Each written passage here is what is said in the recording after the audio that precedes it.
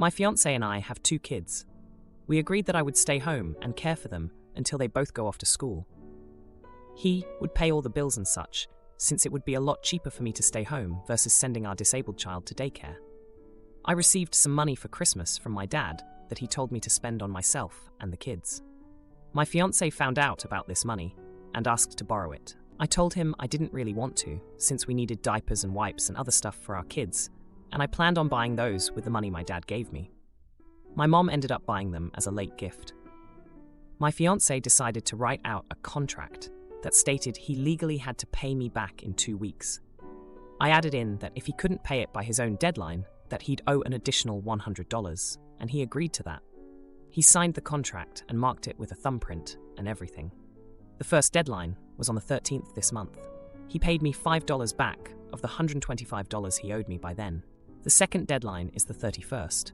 He's now telling me he just can't pay it back and is saying that partners don't do this, that they're supposed to help each other out, etc. I told him it was his idea for the contract and that he agreed to both terms. It's even on video of him signing it, by the way. My thing is, I wouldn't be so pressed about being paid back if the day I lent him the money, he didn't decide to buy $60 worth of Zaza instead of paying his car note like he said he would. He's saying, I should be more than glad to help my partner who's struggling, which I would be, if he wouldn't spend his bill money on Zaza and the lottery. So I told him, either he can pay back the full amount of $225 that he agreed to paying me, or he will get absolutely nothing from me anymore. I have 0 income. The money I get is gifted to me by family or on the rare occasion from him. I've been trying to find a work-from-home job, but haven't found one I qualify for yet. And since he doesn't work a regular job, I can't just work on his off hours, since he doesn't have a set schedule. Some days he works mornings, some days he works nights, and he doesn't know until the day of or the day before. Am I the idiot here? Edit.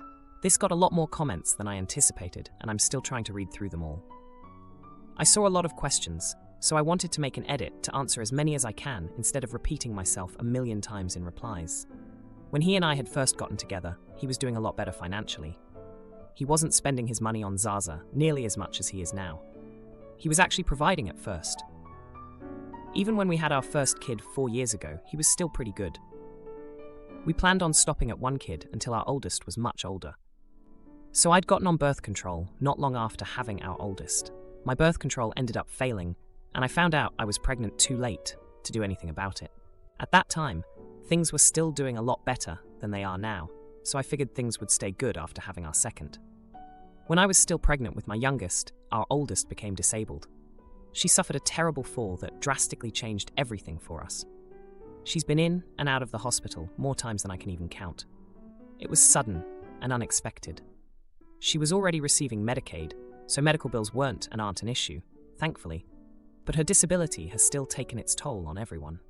When he asked to borrow the $125, I told him no at first, but he kept insisting that he'd lose his car if he didn't make the car payment. It wasn't until he answered a FaceTime call from his dealer with me, sitting next to him, that I found out that he had used $60 of the $125 to buy Zaza. I saw someone say, "I smoke too," in the comments. I don't. I tried Zaza once when I was like 20 and hated it.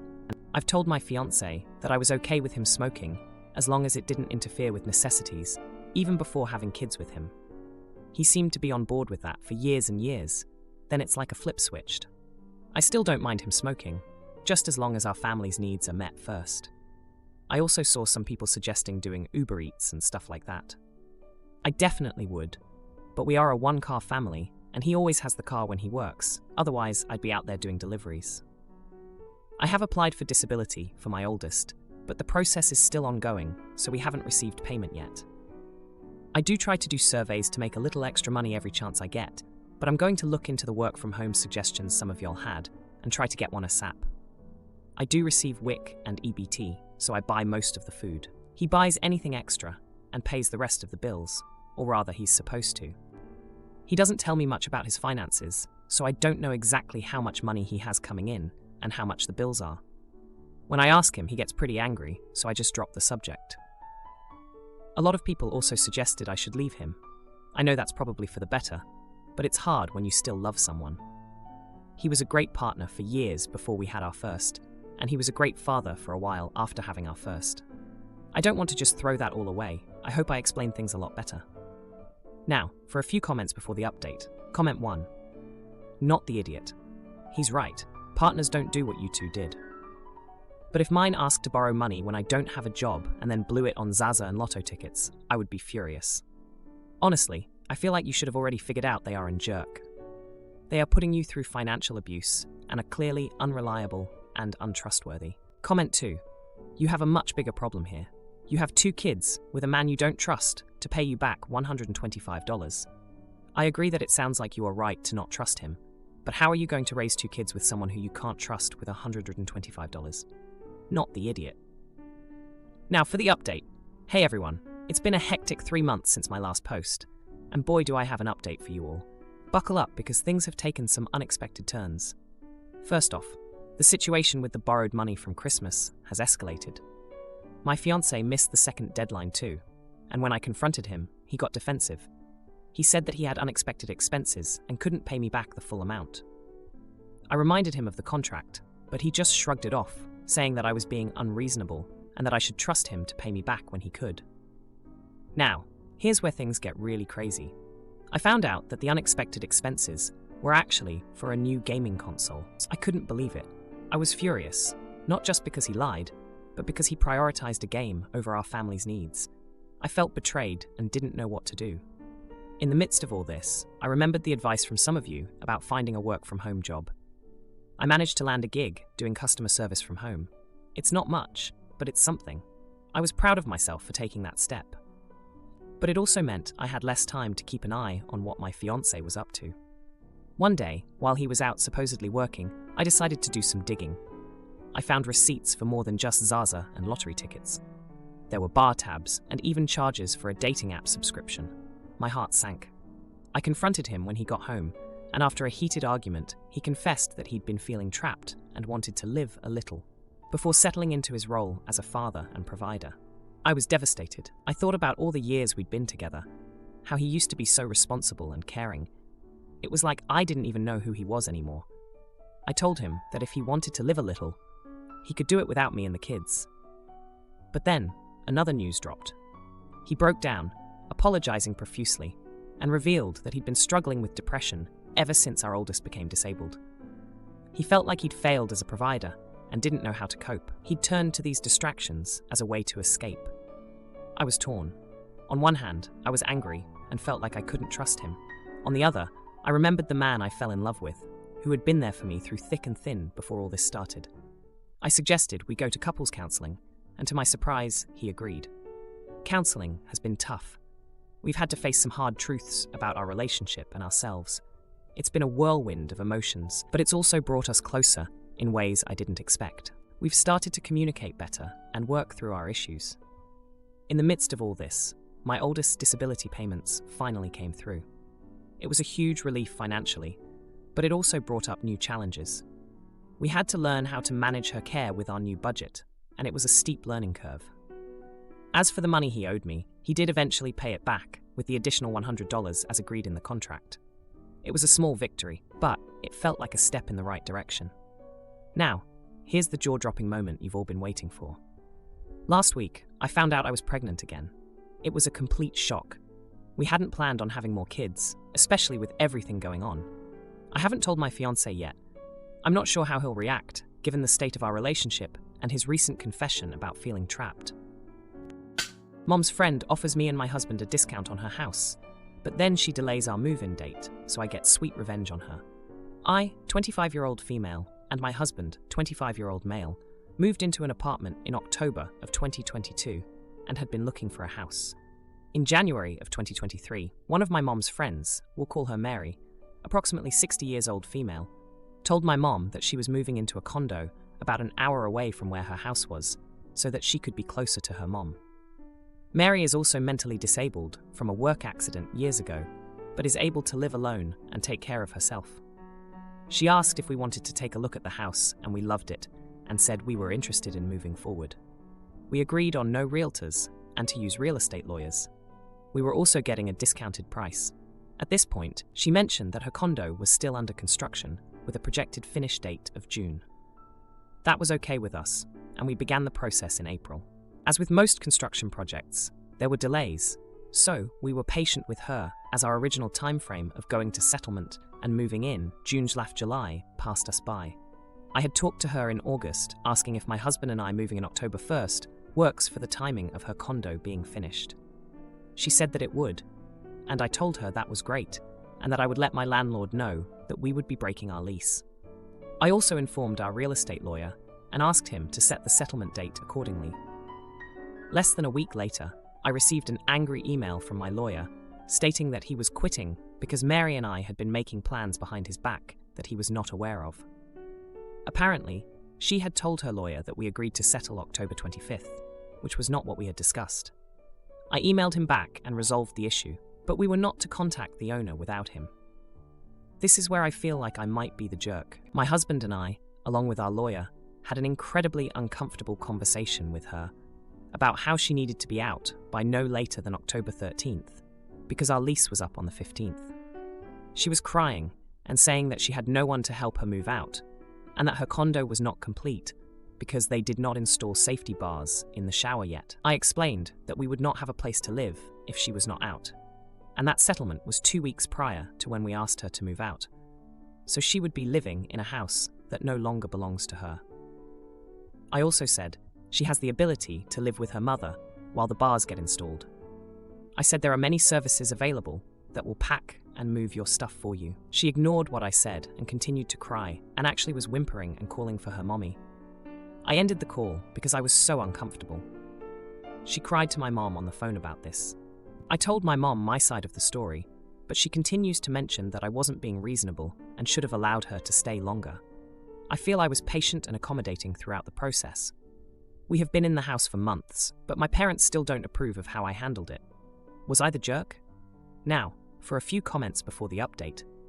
Comment 1. Evidently, her disability is making it harder for her to plan or organize her move out of the house.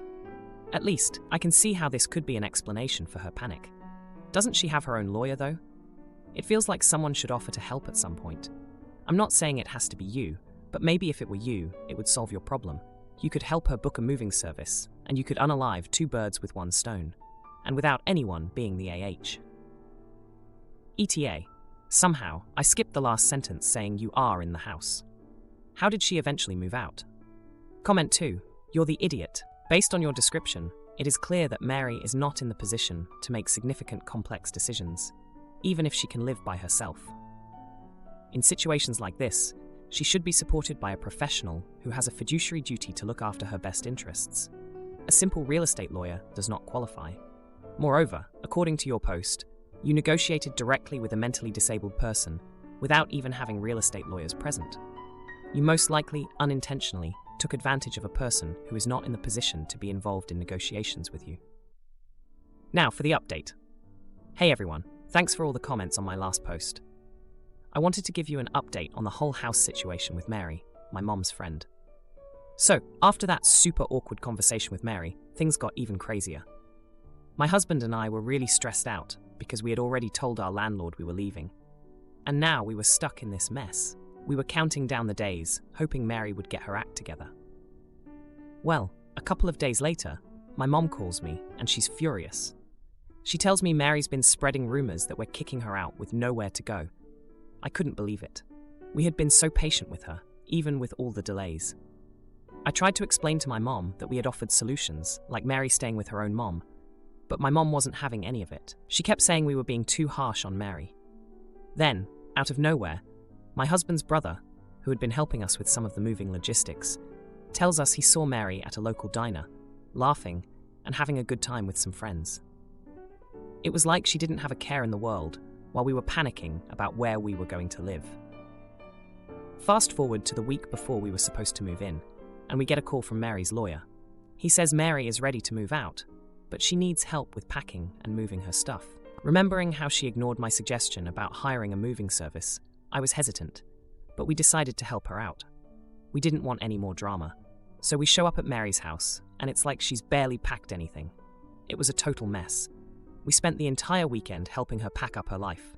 It was exhausting, but we thought, okay, at least this is finally happening. The day of the move, we're all set to go, and Mary throws us another curveball.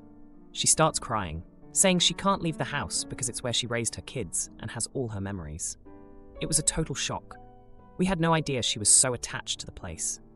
We felt bad, but we also needed to move in. After a lot of tears and talking, Mary finally agrees to leave. We thought that was the end of it, but nope, there's more. The next day, our lawyer calls us, and he's confused. He says Mary's lawyer told him that we agreed to let Mary stay in the house until the end of October. We were like, what? No way. Turns out, Mary had misunderstood our conversation. She thought when we said we were moving in on October 1st, we meant she could stay until October 31st. It was a huge mix-up. We had to clear things up with both lawyers, and it was just a big headache. Finally, the day comes when we're supposed to move in. We get to the house, and guess what? Mary is still there. She's sitting on the porch, looking all sad. We were so confused. We asked her what was going on, and she said she thought we were moving in the next day. At this point, we were just done with the whole situation. We had to explain again that today was the day we agreed on. Mary finally left, but it was so awkward. We felt like the bad guys, even though we were just trying to move into our new home. So, we've been in the house for a few months now, and it's been great. But the whole thing with Mary has put a strain on my relationship with my mom. She still thinks we could have handled things better, but I don't know what else we could have done. Nasty mom says my family is trash, so I let my daughter sleep over at her house. Oh boy, she regrets it. My child R, 12-year-old female, is invited to a sleepover. She has 3 best friends forever, BFFs, A, 12-year-old female, N, 12-year-old female, and B, 12-year-old male, all friends since 1st grade. Since starting middle school, they have had regular sleepovers. We have been able to avoid hosting one at N's house until now. N's mother, T, is not my favorite person. We live in a US suburb, but T and I come from the same area a few states over. We graduated from neighboring high school. My hometown has some vocal bigots, and T has echoed some of that sentiment over the years. We are black, and R's friends are white. We live in a well-off area. I'm a scientist with a PhD for a government contractor, and my husband has an MBA and owns a consulting firm. When we first met T at R's 7th birthday, she jokingly asked how we could afford our home and if we were drug dealers. It was awkward, but I let it go. It is a lazy stereotype to imply black people with a nice house are criminals. I assumed she was just awkward or nervous. Over the years, she has made jokes about me being light-skinned, saying I'm an affirmative action hire, how it is easier for blacks to get into college than whites, etc. I have tried to question her logic, but I confront her BS with more patience than she deserves, so R doesn't lose a friend. Part of me hopes that she learns from our interactions. I grew up poor and black around poor white people. I understand that class oppression is real. I am certain T has experienced the oppression of capitalism, but that doesn't mean that I also haven't experienced it just because I am better off now. I spent most of my childhood living in a trailer park. It was not easy being black and poor in rural America. B's family is very wealthy, and I've never heard T say a single rude thing in their home. Although she did initially have an issue with B taking part in the sleepovers, until A's mom pointed out that they are kids and B is openly gay. A's parents are working-class white people. A's mom has spoken up a few times when she heard T say discriminatory nonsense. We've never talked about it directly, but A's mom and I have shared a few poignant looks over the years. All of this makes me unsure what R will experience at N's house. I won't be there to protect her. N is a kind child. Her and R are close, and I trust my daughter to pick good people. I don't want to punish or isolate N because her mom has problematic views. N doesn't seem to share her views. N has talked to me about how she wants to be a scientist and asked questions about grad school and my job. My husband agrees with my concerns, but doesn't think anything will happen. I haven't said anything to R, just that I needed to check our schedule next weekend. I think I'd be a jerk for causing drama and tension between a group of 12-year-olds who just want to have a sleepover.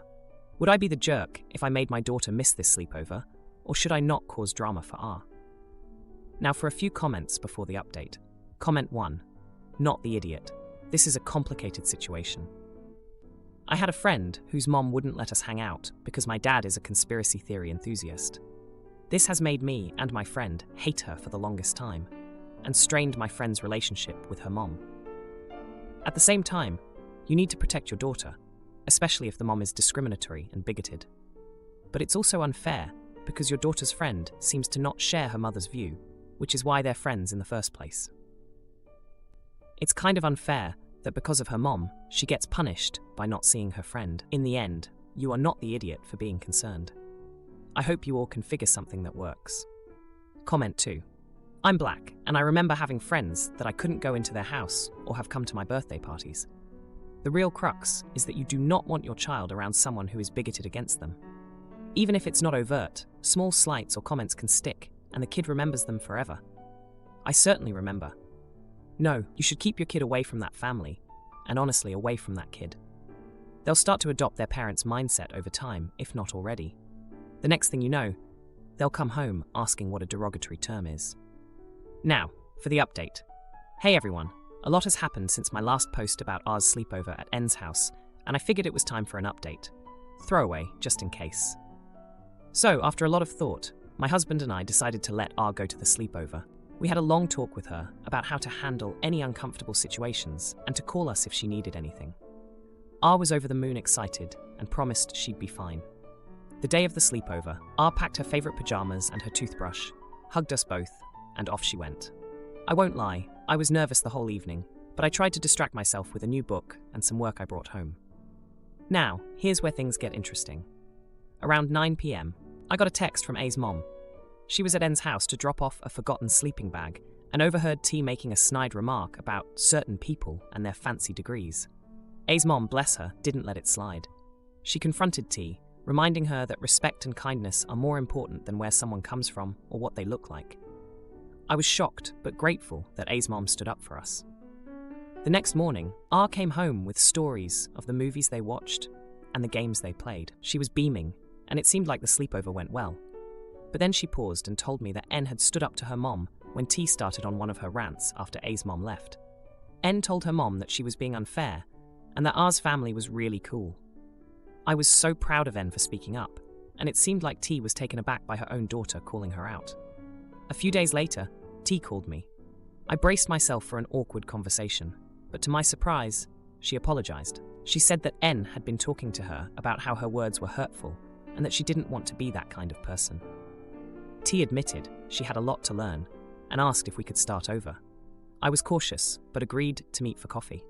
During our coffee meet, T shared her own history. She grew up in a family that didn't value education and was often discouraged from pursuing her dreams. She confessed that seeing people like me succeed where she didn't was a source of her resentment. It wasn't an excuse for her behavior, but it helped me understand her a bit more. We talked about our kids and how we both wanted the best for them. It was a step in the right direction. Meanwhile, R and her friends were closer than ever. B's family invited the whole group over for a weekend day of fun in their pool, and T even offered to help drive the kids. It was a small gesture, but it meant a lot to see her trying to make amends. As for my husband and me, we've been reflecting on how these events have brought us closer to the other parents. We've started planning a community picnic with A's and B's families, hoping to bridge the gaps between us and create a more inclusive environment for our kids.